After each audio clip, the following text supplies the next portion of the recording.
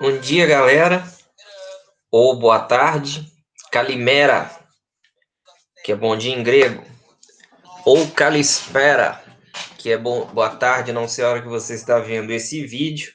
Bom, meu caro aluno do sexto B, nós vamos falar um pouquinho, nós vamos continuar a falar sobre as grandes civilizações antigas, e nós vamos falar talvez a mais conhecida pela cultura pop, a Grécia Antiga. Se eu falar para vocês sobre o filme Hércules da Disney, o anime Cavaleiros do Zodíaco, o jogo God of War e a série de livros e filmes Percy Jackson e o Ladrão de Raios, o que vocês lembram imediatamente? Provavelmente da civilização grega, da mitologia grega. As Olimpíadas, a filosofia, o teatro, até mesmo os primórdios do alfabeto, como a gente conhece hoje, devemos aos gregos. Mas antes, vamos conhecer a Grécia? Na tela, agora, o mapa da Grécia.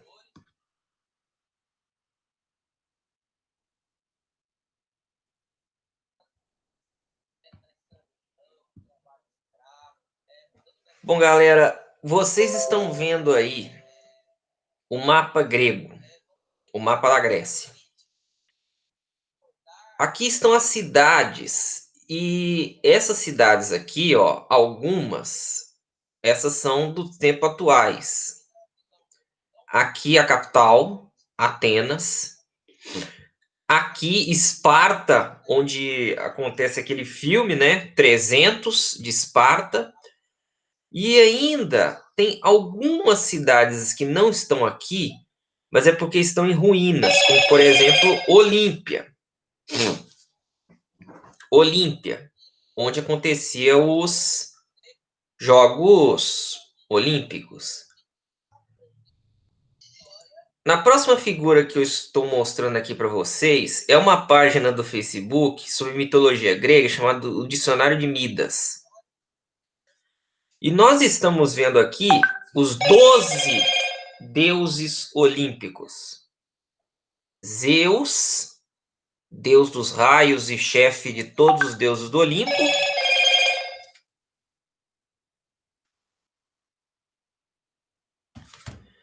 Hera, sua esposa e protetora da família. Ares, deus da guerra. Poseidon, ou Póseidon, tem dois jeitos de falar, Poseidon ou Póseidon, deus dos mares e dos oceanos. Artemis, deusa da caça. Apolo, deus da música e do sol. Atena,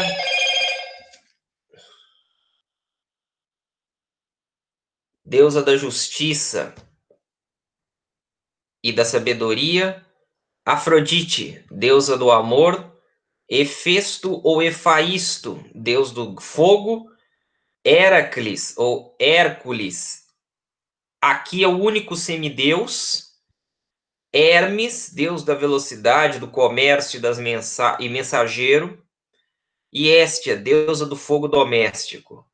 A bem da verdade, não estão aqui Dionísio, deus do baco, deus do vinho, das festas. Não está Deméter, deusa da agricultura. E Hades, deus do submundo. Gente, na certa, vocês já ouviram falar desses deuses. Mais uma imagem. Aqui nós temos o que nós chamamos de algumas... Nem todos aqui são deuses. Por exemplo, Atlas é o gigante que carrega a terra sobre os ombros. Aqui está Dionísios, Thanatos, deus da morte. Pan, deus das florestas. Observe que os deuses gregos, eles são como nós. Eles têm forma de ser humano e eles também tinham atitudes de ser humano. Só para vocês terem uma ideia do que eu estou falando, quando a gente fala do jogo God of War, que vocês conhecem tanto, né? Kratos. Kratos significa guerra, ou significa governo. Daí vem a palavra democracia, democratos, kratos, governo, demo, povo. Aliás, é outro legado da antiga Grécia, é a democracia. Por causa desse cara aqui, ó, Péricles. Esse homem foi o responsável pela chamada Era de Ouro de Atenas, em que várias coisas floresceram. Inclusive, o mais famoso de todos os monumentos gregos, o Pártenon. Gente, a gente vê eles todo branco, como se fosse mármore, mas ele era colorido na antiguidade. Olhe como ele era.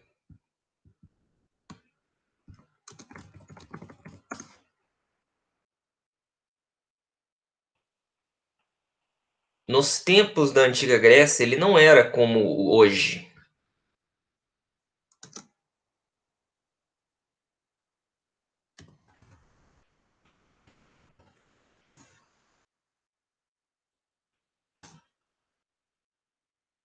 Ele era assim.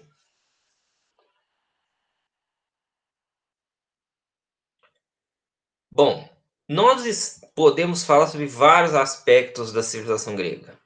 Vários. A arte, a filosofia, a mitologia, mas temos que pensar também como a Grécia surgiu. Através de pequenas. Olhe o mapa. Observe que todas essas cidades aqui são cidades gregas, são cidades-estado. O que é uma cidade-estado? Cidade-estado é uma cidade que se sustenta por si mesma. Ela tem uma política, ela tem uma economia próprias. Nunca existiu na Grécia, como na Pérsia, no Egito, na Mesopotâmia, um império unificado. Nunca existiu isso. Aqui está mostrando a estrutura política no período arcaico. Que período é esse? Alguém aqui conhece o filme Troia?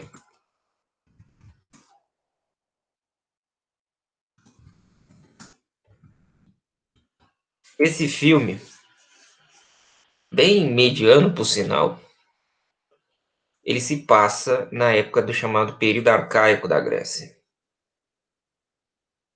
Se nós formos dividir, nós podemos dividir o período arcaico, o período homérico, que talvez seria essa época aqui de Troia, o período clássico, que é a época do Pártenon, e o período helenístico, que o principal personagem é esse cara aqui, ó, Alexandre o Grande.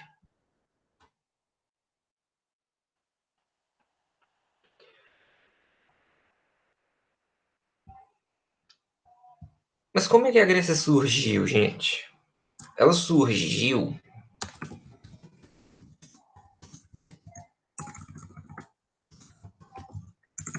de pequenos,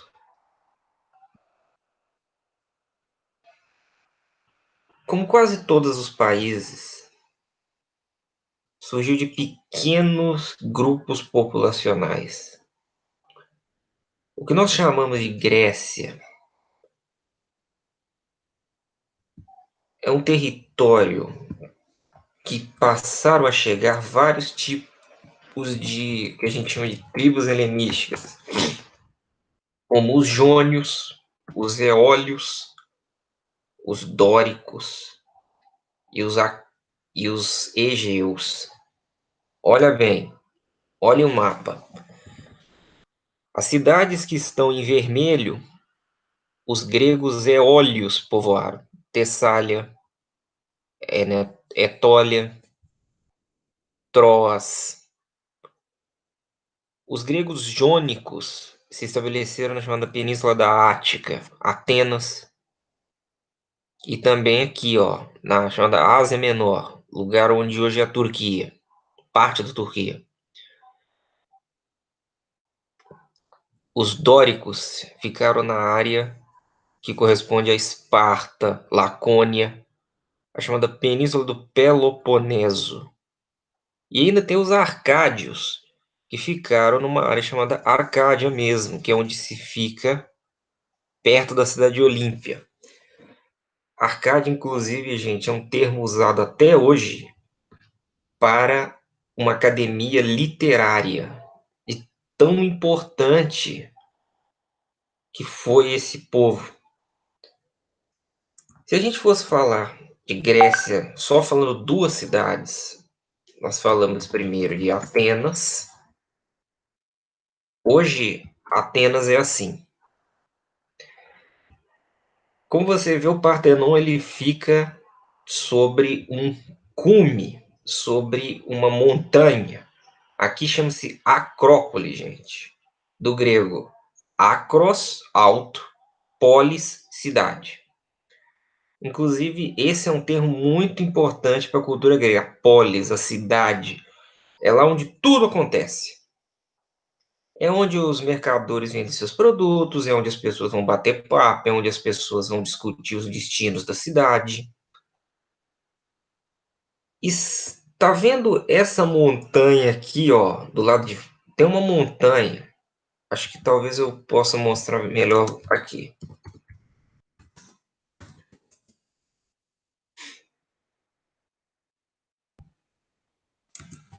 Tem uma pedra chamada Pinx,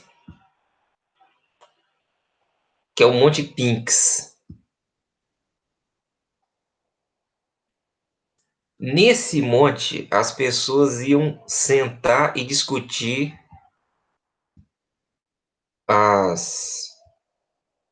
os destinos da cidade. Imaginem só 10.000 pessoas, 20.000 pessoas. Só que essa democracia grega ela não era perfeita. Nem todas as pessoas votavam nesse sistema.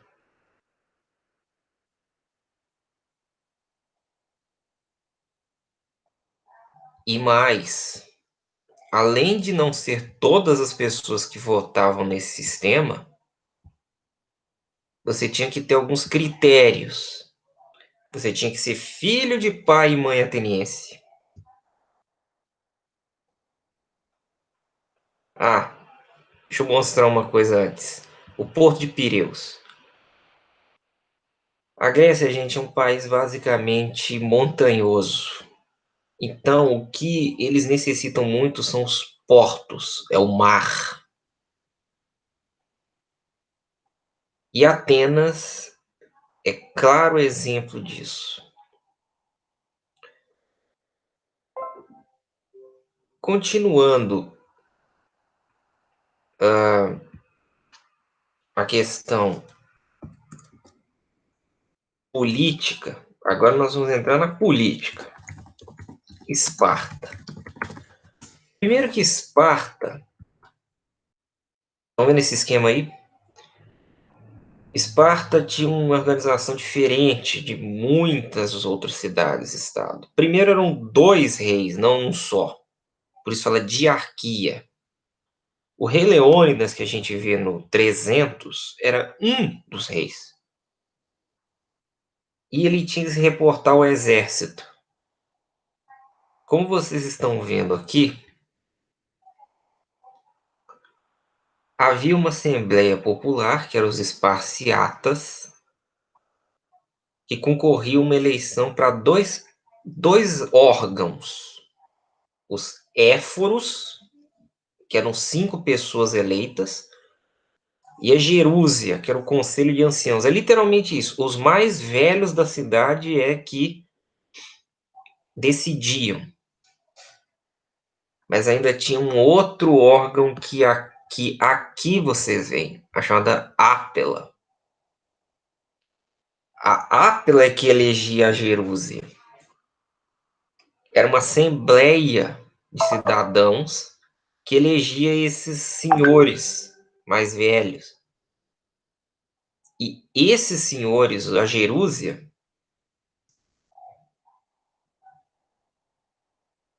elas preparavam as propostas de lei da cidade.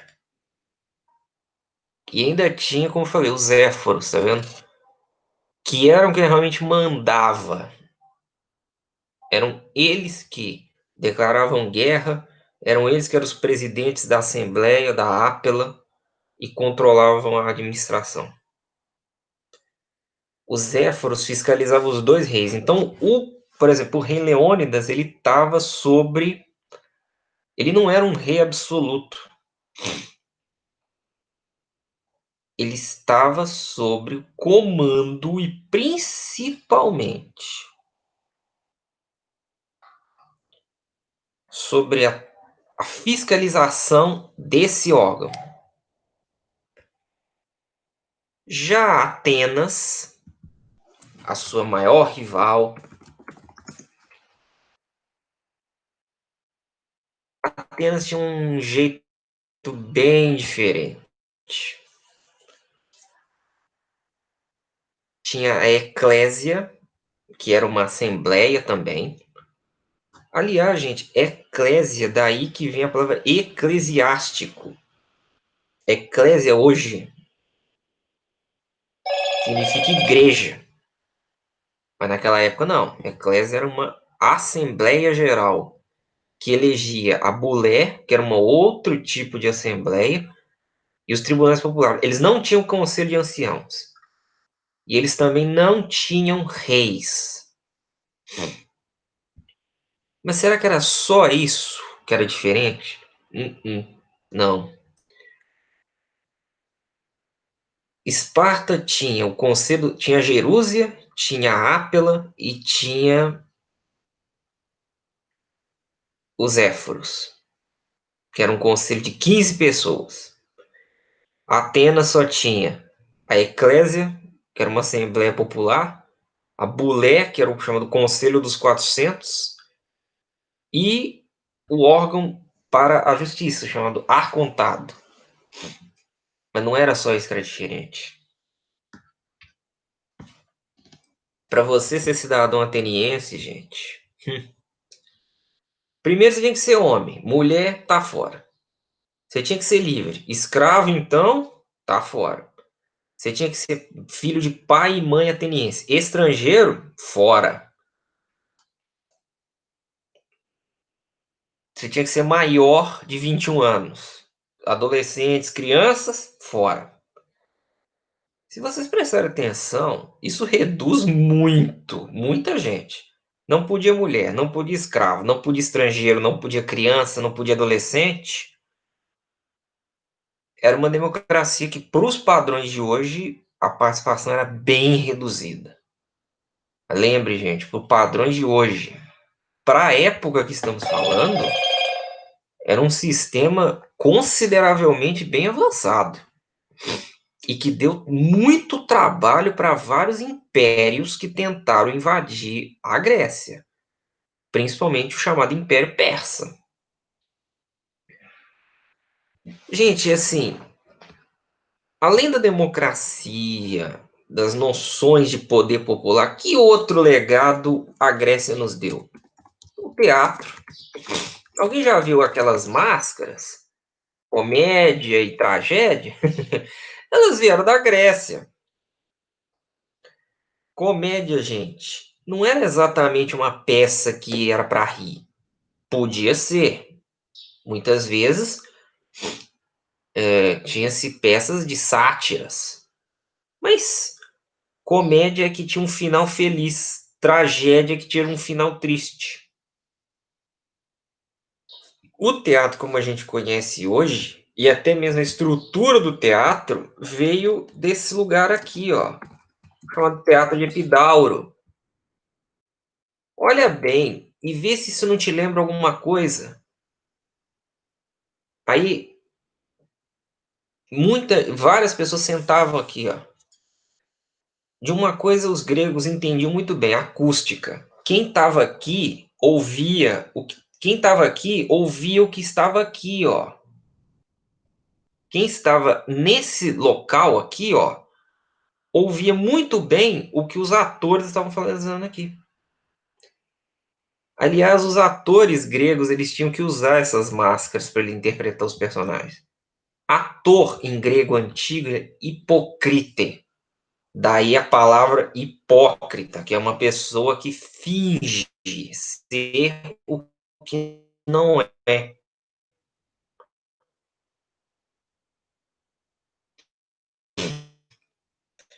Vamos pegar as matérias escolares. História significa narração. Geografia, geo, terra, grafos, desenho ou contorno. Biologia, bios, viva, vida. Logos, estudo ou discurso. Matemática, matemáticas, matemáticos, cos. Tema significa assunto ou teorema também. Física, physis significa natureza ou algo vindo da natureza.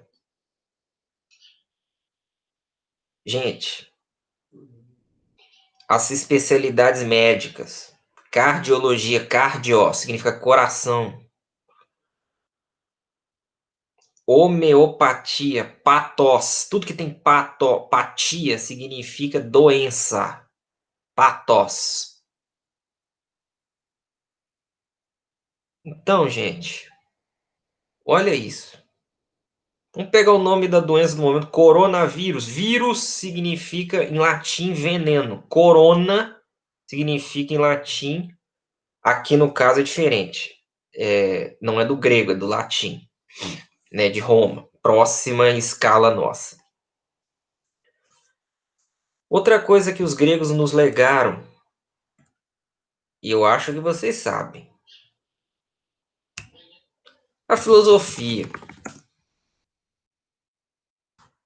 Sabe quem são esses três aí? O do meio é Sócrates, o da esquerda é Platão e o da direita é Aristóteles. A própria palavra filosofia vem do grego. Sofia significa sabedoria. Filós significa amigo, próximo. Amigo da sabedoria. Na Grécia que começou-se a ter um pensamento de um discurso racional. Não que no Egito, na Mesopotâmia, na Pérsia, em outras civilizações, não existiam pessoas que pensavam, que valorizavam o conhecimento, a ciência. Não, muito pelo contrário.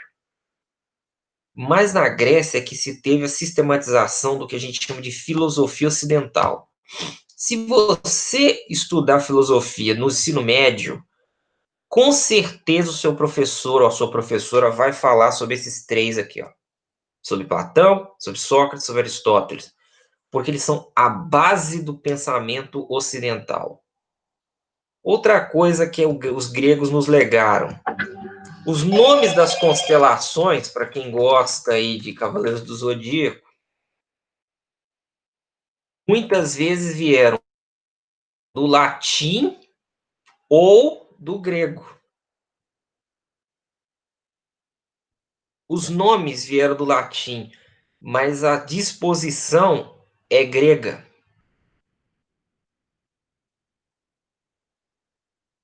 Olha aí, as 12 constelações, os 12 signos do zodíaco. Vários nomes também na ciência são gregos. O português, ele tem várias de suas palavras derivadas do grego, gente. E eu vou dar uma tarefa para vocês. Pergunte ao sua professora de português alguma influência do grego na nossa língua. Pergunte. É um exercício que vale a pena vocês fazerem para vocês verem que a Grécia Antiga está mais próxima de nós do que a gente pensa. Agora vamos para um assunto que todo mundo acha interessante. As Olimpíadas. Esses 5 aros, gente. Bom, primeiro que esses 5 aros são das Olimpíadas modernas. Nós temos 2 fases na história das Olimpíadas. Pode confirmar isso com o seu professor de educação física. As Olimpíadas, elas surgiram em Olímpia, daí o nome, Olímpia, Olimpíadas, que eram competições esportivas que aconteciam na cidade de Olímpia em honra a deusa Atena e outras deusas e outros deuses também. Os Olímpicos vêm do Monte Olimpo, que é a morada dos deuses, mas esse monte existe. É esse local. No caso das Olimpíadas da Era Moderna, esses aros, que simbolizam os 5 continentes, a união dos 5 continentes, as Olimpíadas modernas só surgiram no final do século XIX, 1896, se não me engano. Só que elas são um pouco diferentes das Olimpíadas da época da Grécia Antiga. Se vocês forem pesquisar as Olimpíadas da Grécia Antiga, vocês vão ver coisas muito parecidas, provavelmente no atletismo, jogada, né, de dardos, de disco, mas vocês vão ver muitas coisas diferentes, inclusive as lutas eram mais violentas. Tinha o chamado pancrácio, que hoje a gente chama de luta greco-romana. Era uma luta tão violenta que valia tudo, até puxão de orelha e puxão de cabelo. Às vezes, a luta só parava quando o outro já estava pedindo mais do que... Já estava pedindo para parar imediatamente, de tão violento que era.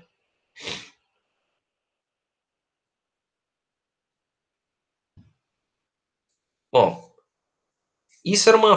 Primeiro, as Olimpíadas, os atletas olímpicos, eles competiam nus, como vocês estão vendo, é porque era questão de beleza, de força física. As mulheres não podiam assistir às Olimpíadas. Elas só podiam participar como sacerdotisas de Hera. Fora isso, esquece. Outra coisa. Os Jogos Olímpicos, eles paravam as guerras. Eles paravam as guerras. Quando acontecia as Olimpíadas, eles paravam. Assim como em Esparta tinha o chamado Festival de Carneia. Era o festival para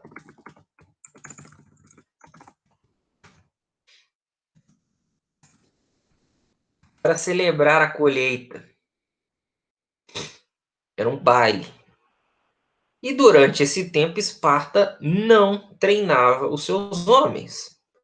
Esparta era uma cidade basicamente de treino militar. Ah, uma coisa aqui.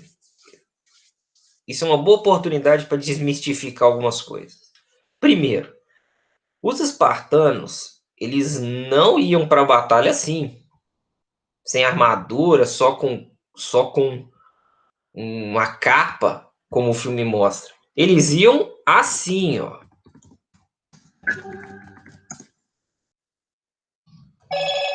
Eles iam desse jeito. Essa força de elite tinha um nome, os hoplitas. E acredite, gente, era uma vida muito, muito dura. Você entrava no serviço militar aos 30 anos, porém, e ficava até os 60.